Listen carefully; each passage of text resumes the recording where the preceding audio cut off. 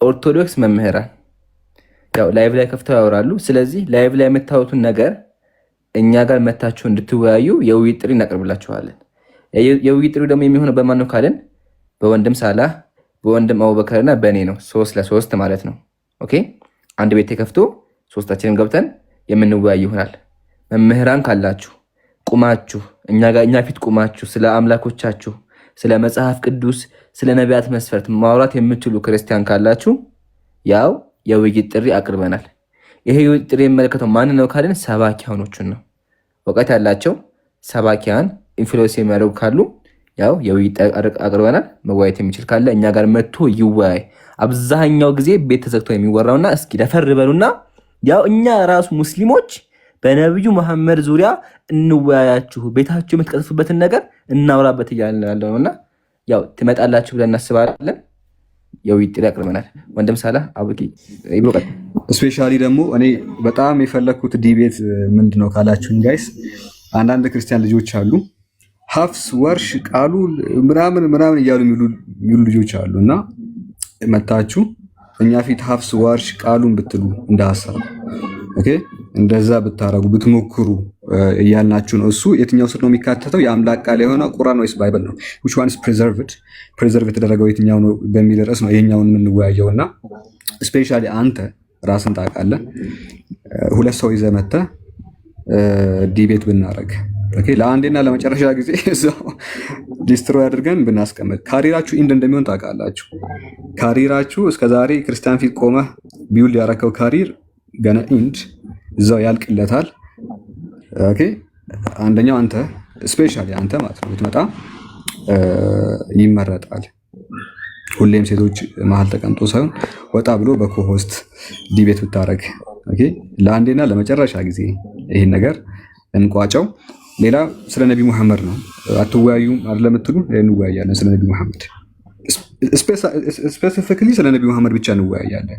በሚዛን ማለት ነው። ሚዛን አይቀርም። ሁሌም ነቢያትም ይመዘናሉ። ነቢ መሐመድ ነቢ እስከሆነ ድረስ ነቢያትም አይቀርላቸውም አይደለም። በዛ ሚዛን ነቢ መሐመድ እውነተኛ ናቸው ወይስ አይደሉም? ስብዕናቸው ላይ 2 ሚስት አገቡ ልትሉ ትችላላችሁ። 3 ሚስት አገቡ ልትሉ ትችላላችሁ። 4 ሚስት አገቡ። እሱን ይዛችሁ ነው ማንኛውንም ነገር ንግግራቸውን፣ አስተምሮታቸውን ይዛችሁ ነውና ያለውን ነገር ስለ ነብዩ መሐመድ እንወያያለን። ይሄ በነቢያችን መሐመድ ሰለላሁ ዐለይሂ ወሰለም ዙሪያ የምናደርገው ውይይት ነው። ሌላኛው አምላክ ነው። አምላክም አይቀርም። አላህ ነው አምላክ ወይስ ስላሴ ነው አምላክ በሚለው እንድንወያይ ጥሪ አቅርበንላችኋል። በጣም የሚገራርሙ ርዕሶች ናቸው። የሚገራርሙ ርዕሶች ጋይስ፣ ስለ አምላክ፣ ስለ ነብዩ መሐመድና ስለ መጽሐፍቶች እና መጽሐፍቶቹ የትኛው ነው የተጠበቀው? ቃሉን ዋርሽ ብላብላ ገለመሌ ምናምን የምትሉ ልጆች ኑና እናውራ። እንግዲህ በዚህ ዙሪያ ወንድም አቡበከር አላህ ይቀበለው እጅግ በጣም ደስ የሚል መጽሐፍን ጽፏል። መጽሐፉን ቼክ ማድረግ ትችላላችሁ። የዛሬ 6-7 ዓመታት እኛ የመለስናቸውን ሪፊውት እና ዲባንክ ያደረግነውን ነገር ነው መጥተው ክርስቲያኖችን የሚያጨረብሩት ቃሉ ምናምን እያሉ። ስለዚህ እኛ ፊት ሲመጡ እነዚህ ሙግቶች ምን ይመስላሉ የሚለውን በደንብ የምናሳይ ይሆናል። ስለ ቂራአ፣ ስለ አህሩፍ፣ ስለምን ኑና ንገሩን ነው ክርስቲያኖች። እና ይሄንን አቅርበንላችኋል። ስለ ነብዩ መሐመድ አትወያዩም ስላላችሁ ይሄው አስገባናቸው ዲቤቱ ላይ። አምላክና ነቢያቶችም መጽሐፍቶችም በዚሁ ርዕስ ስር የሚካተቱ ይሆናሉ ነው። 3 ርዕሶች ናቸው ያሉት። መጨመር እንችላለን። ውይይቱ 3v3 ነው። ልክ እንደ ፕሮፌሽናል ውጭ ሀገር ላይ እንደሚደረጉት ነው የሚሆነው። በዚህ መሰረት 3 ሰው ትመርጣላችሁ። ተማሪዎች ምናምን ከታች ያሉ ልጆችም ይመለከት አይደለም። ለነሱ ራሳቸውን የቻሉ ልጆችን አዘጋጅተናል። ውርውር የሚሉ ህፃናት አሉ። ለነሱ ራሳቸውን የቻሉ ልጆችን ስላዘጋጀን የእናንተ ጉዳይ በእነሱ የሚፈታ ይሆናል። ይሄ ግን መምህራን ለሚሉ ሰባኪዎች ለሆኑት አሪፍ ተከታይ ላይ ያላቸው እና ብዙ ህዝብ የሚያዳምጣቸው ሰዎችን ብቻ የሚመለከት ነው እና ይሄን ይመስላል የውይይት ጥሪ። በዚሁ አጋጣሚ ይሄ የዲቤትም አለ። በዚሁ እንድንነግራቸው ያህል የ3v3 ዲቤት አለ። አንድ ርዕስ ላይ ለሁለት ነው የሚወያዩት። አክቹሊ በወንድም አብዱል ከሪም፣ ወንድም አነስ እና ወንድም ኢብራሂም እዚህ ጋር ያለው ማለት ነው እና ዳንኤል መሐመድ ስለሁሉና ቃሌ ተብሎ የሚጠራ ልጅ አለ። በእነሱ መካከል ነቢ መሐመድ በመጽሐፍ ቅዱስና ነገረ ክርስቶስ እጅግ በጣም ደስ የሚሉ ርዕሶች ናቸው ሁለቱም። በዚህ ዙሪያ መቼ ከ3 ሳምንታት በኋላ ውይይት አለ። የዛሬ 21 ቀን ማለት ነው። እንደራቀባችሁ ተስፋ እናደርጋለን። ስለዚህ ምንድነው የምናደርገው? ይሄ በጣም ከራቀባችሁ የእኛን ውይይት ማለት ነው ይሄኛውን የዛሬ ሳምንት እናደርግላችኋለን። ይሄን በደንብ ቀረብ እናደርግላችኋለን፣ ወይ ከ10 ቀን በኋላ እናደርግላችኋለን። ወሩን ሙሉ ዲቤት ነው የምታዩት። ኢንሻአላህ ሙሉ ወሩን ዲቤት ነው የምታዩት። የእኛን እናቀርባለን፣ የነሱ በአንዳንድ ሪዝኖች ተራዝመዋል። ስለዚህ ይሄኛውን ቀረብ እናደርግላችኋለን። ቅድሚያ የምታዩት ዲቤት ይሄኛውን ዲቤት ይሆናል እና ይሄን ይመስላል። እሺ ብሮ ምን ትላለህ? አው በጣም የሚገርም ነገር ነው። እንግዲህ ከኛ ልጀምርና ሳላህ እንደምታየው እነዚህ ልጆች ዛሬ በስነ ምግባር ነበር ስናወራ የነበረው። በጣም ማቹርድ በሆነ መልኩ ነው ስናወራ የነበረው። በጣም ላመሰግናቸው ወዳለሁ ከወዲሁ ለነበረን ቆይታ። ቢያንስ ለአንድ ሰዓት ከምናምን አካባቢ ይሆናል ወይ 1 ሰዓት ሊሆን ይችላል። ቴሌግራም ላይ ያወራ ነው ማለት ነው አንድ ላይ ተሰብስበን።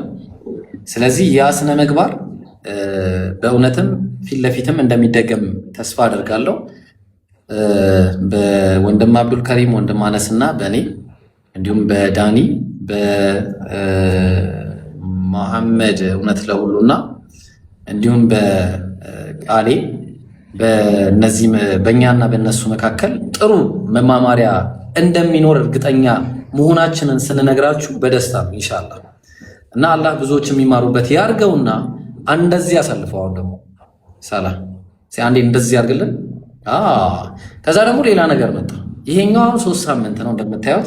ስለዚህ እንደዚህ ብለን ስናደርገው ደግሞ 3 የሚገራርሙ ገና ስታዩቸው ልባችሁ ድንግጥ የሚል የቲክቶኮቹ ማገሮች አላህ ይጠብቃችሁ። ኢምራን ሳላህና አቡኪ እነዚህ ወንድሞች ምን ያደርጋሉ? በመጽሐፍ እንዲሁም ትልልቅ ዲቤቶችን በማድረግ እስከዛሬ ድረስ ቲክቶክ ላይ እንደነሱ አላየንም ማለት ነው። ስለዚህ ወደደም ተጠላም እላይ ያሉ ሰዎች ናቸው። አዳማጭ ያላቸው ብዙ ኮንትሪቢሽን ያደረጉ ለዚህ ለቲክቶኩ የሚሆን ለቴሌግራሙ እንዲሁም ለዓለም ማህበረሰብም እንዲሁም ለኢትዮጵያ በተለይ ደግሞ ብዙ መጽሐፎችን በማበርከት የሚታወቁ ወንድሞችና ኡስታዞች ናቸው። ስለዚህ አሁን ወደ ዋናው ነገር ስንገባ የውይይት ጥሪ ቀርቧል። ለማ ለኦርቶዶክስ ቤተክርስቲያን። እንግዲህ ፕሮቴስታንቶች ተቀብለዋል። ገና ብዙ ደግሞ እናወራለን። ስለዚህ የመጀመሪያ እንደምታዩት ርዕሱ ላይ ታደርግልኛለህ። እንግዲህ እዚህ ጋር ወንድም ኢምራን አለ፣ እሺ፣ ከዛ ወንድም ሳላህ አለ፣ ከዛ ወንድም አቡበከር አለ። እዛ ጋር እውነተኛ አምላክ አላህ ወይ ደግሞ አላህ ወይስ ስላሴ የሚል አንድ የሚገርም ርዕስ አለ። ይሄ መጀመሪያ ነው። ማን እንደሚመጡ በስም ነው የምነግራችሁ ገና። ሁለተኛ በቀደምት ነቢያት ሚዛን ነብዩ ሰለላሁ ዐለይሂ ወሰለም እውነተኛ ነብይ ናቸውን የሚል ርዕስ ሁለተኛው። ሶስተኛው ርዕስ የአምላክ ቃል የሆነው ቁርአን ወይስ ባይብል? መሰረታዊ የሆኑ ነገሮች ናቸው። በተለይ የመጨረሻውና እንግዲህ በጣም ትልቁ መሰረት ያለው የመጨረሻው ርዕስ ነው። ግን ያው እናንተ ደግሞ እንደምታውቁት ብዙ ጊዜ አላህና ስላሴ እናውራ ብላችሁ ማይገናኝ አንድ ሊሆኑ የማይችሉ ለውይይት ራሱ መቅረብ የማይችሉ 2 ርዕሶችን አምጥታችኋል። ይሁን እሺ እንቀበላለን እኛ ካላችሁ። ስለዚህ አላህ ወይስ ስላሴ? ይህም የሚገርም ርዕስ። እንግዲህ በነብዩ መሐመድ የሚወያይ የለም አንድም ኡስታዝ የለም ምናምን ተብሎ ይወራል እዚህ ቲክቶክ ላይ ምናምን። በቀደምት ነቢያት ሚዛን ነብዩ እውነተኛ ሰለላሁ ዐለይሂ ወሰለም እውነተኛ ነብይ ናቸው ወይስ አይደሉም? አንተ ሰውዬ ታውቃለህ ራስን። ኦኬ ዊዝ ሪስፔክት ላቅርብ። በሪስፔክት ሪስፔክት እፎይ በክብር ነው ምንጠራ። የምትመጣ ከሆነ ለአንዴና ለመጨረሻ ጊዜ እዛ ጋር ቁጭ ብለህ የምታወራውን ነገር እውነቱን ይወቅ ህዝቡ። ያው ኢፊሴ ሰው ማለት ነው። እንግዲህ እኛ የውይይት ጥሪ ያቀርበናል። እንግዲህ ነብዩ መሐመድ እውነተኛ ነብይ አይደሉም ብለህ ትሞግታለህ ሁሌ። ኦኬ you can come in debate ከያው ከነዚህ ኡስታዞች ጋር ዲቤት ማድረግ ትችላለህ። ሁለተኛ ማን ነው እንትና አኪ አሁንም በሪስፔክት ነው የምንጠራ። አኪም ያው ጥሩ ስነ ምግባርም አለህ ብለን ስለምናስብ ብትመጣ ስለዚህ መርጠህ አንተ ደግሞ ርዕስ ምረጥ ከነዚህ ውስጥ በተለይ ደግሞ ቁርአን ወይስ ባይብል በሚለው ብትመጣ ወይ ደግሞ ያህዌ ወይስ ማን ነው ይቅርታ አላህ ወይስ ስላሴ በሚለው ርዕስ መምጣት ትችላለህ። ተግባባን። በቀደምት ነቢያት ሚዛን እንግዲህ የሚለውን ምናልባት ስላልሰራ እዛ ላይ ላትመጣ ትችላለህ። ብትመጣ ጥሩ። ልደተ ቃል ያው ከዚህ በፊት ውይይቶችን ከሙስሊሞች ጋር አድርጌያለሁ ብለህ ታወራለህ። አላደረክም። እኔ ልንገርህ ወላሂ አላደረክም። ውይይት ከአንድም ኡስታዝ ጋር አላደረጋችሁም። እስካሁን ድረስ አንድ ኡስታዝ አላደረጋችሁም። እዛ ያደረጋችሁት ተማሪ ነው። ምንም በቃ እሱ አላደረጋችሁም። ከኡስታዝ ጋር ያው እዚህ ጋር አሉ መምህሮች፣ ከነሱ ጋር ተወያይናና ከዛ ሌላ አርዲ ቁርአን ላይ እንግዲህ በጣም ታወራለህ። በጣም ስታወራ እንሰማሃለን። ቁርአን ላይ ማውራት ብቻ ሳይሆን መተህ ደግሞ እኛ ፊት መፈተን አለብህ። ፌስ ዘ ትሩዝ ፊት ለፊት ተጋፈጥናና ፊት ለፊት ማለት ነው። ይህንን ፊት ለፊት እውነት የምትጋፈጥ ከሆነ የዛን ጊዜ እውነትም አንተ በቃ ትክክለኛ ሰበካ ነው ያዝከው ማለት ነው። ህዝቦችን እያታለልክ ሳይሆን በትክክልም በቃ እውነታ እያወራህ ነበር ማለት ነው። ከመጣ አትመጣም ግን ብዬ አስባለሁ። ግን አሁንም ሪስፔክት አድርጌ ነው የምጠራችሁ ሁላችሁ ነው። ሌላኛው ማን ነው? ፈለገ አትናቴዎስ አንተም መምጣት ትችላለህ። ሁል ጊዜ የጌታ እራት እያላችሁ አትወያዩ። ሁል ጊዜ ማለት ኑ አንድ ጊዜ ድፈሩ። ሙስሊሞች ጋር ነው፣ ኡስታዞች ጋር ነው ጋይስ። እዚህ ተማሪዎች ምናምን አይደለም። ኖ እንደዛ አይደለም። በቃ ተማሪዎች ሳይሆኑ በቃ ጨከን በሉና እኛ ጋር ነው። ከዛ ደግሞ ሌላ ማን ትመጣለህ?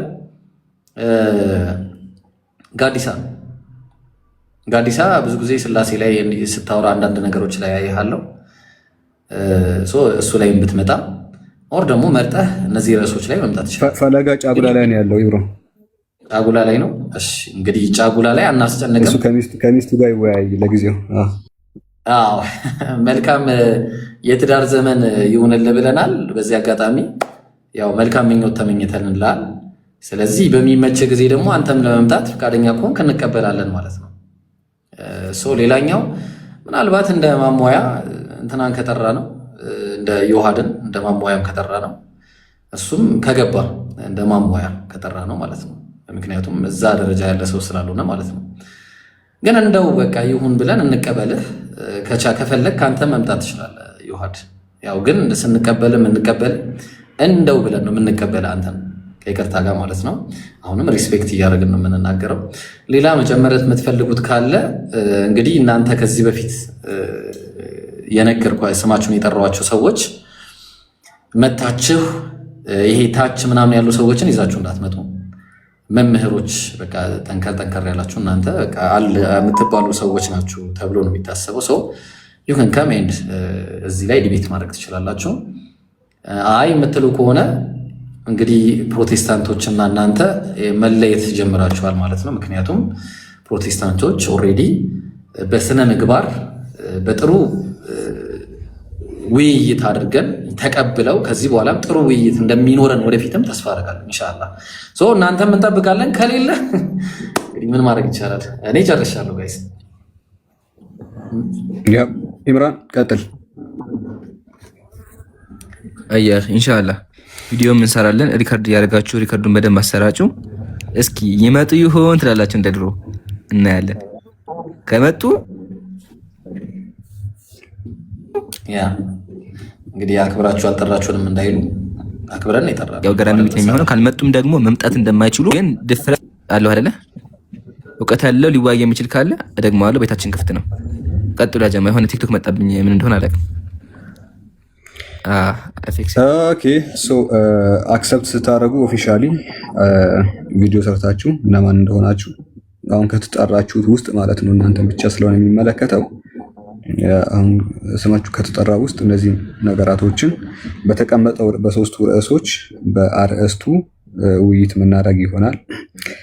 ሰፋ እናደርገዋለን። በአንድ ቀን ሁለት ርዕስ ላይ ዲቤት እናደርጋለን። በአንድ ቀን ሁለት ርዕስ ላይ ዲቤት የምናደርግ ይሆናል። አንድ ዲቤት ብቻ አይደለም ባይዘው፣ እሺ ሁለት ርዕስ ነው እዛው ዲቤት የምናደርገው። የነ ኢብሮም እንደዛ ነው። በነገራችን ላይ የነ ኢብሮ ውይይትም ይሄኛው ውይይት ማለት ነው እንደሚሻው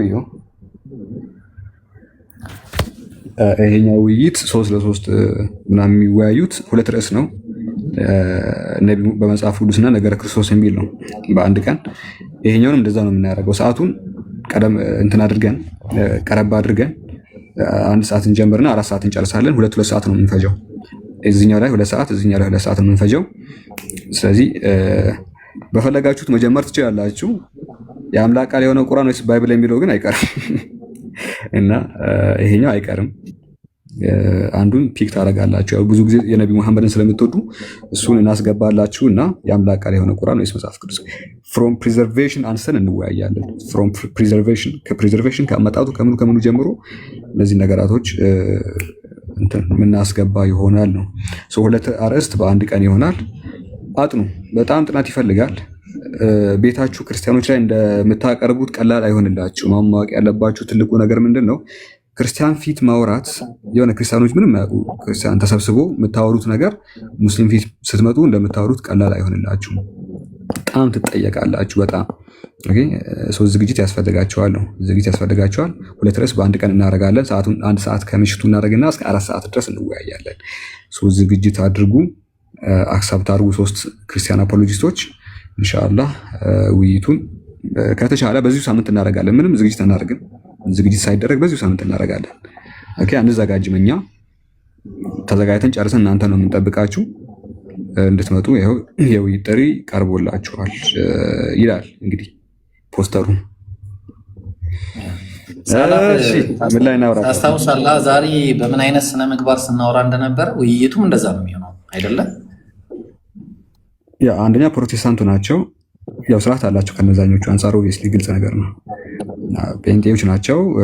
በጣም ስርዓት ከነሱ ጋር እያወራን ነበር። ዛሬ በላይቭ እያወራናቸው ነበር በቴሌግራም ላይቭ ላይ እና ስርዓት አላቸው። ውይይቱ ላይም እንደዛ እንደሚሆኑ ተስፋ እናደርጋለን። በጣም ጥሩ ስርዓት አላቸው ምናምን በአሪፍ መልኩ ምንም መጥፎ ሳንባባል በሚገርም መልኩ ነው ያወራ ነው ከነዚህ ልጆች ጋር።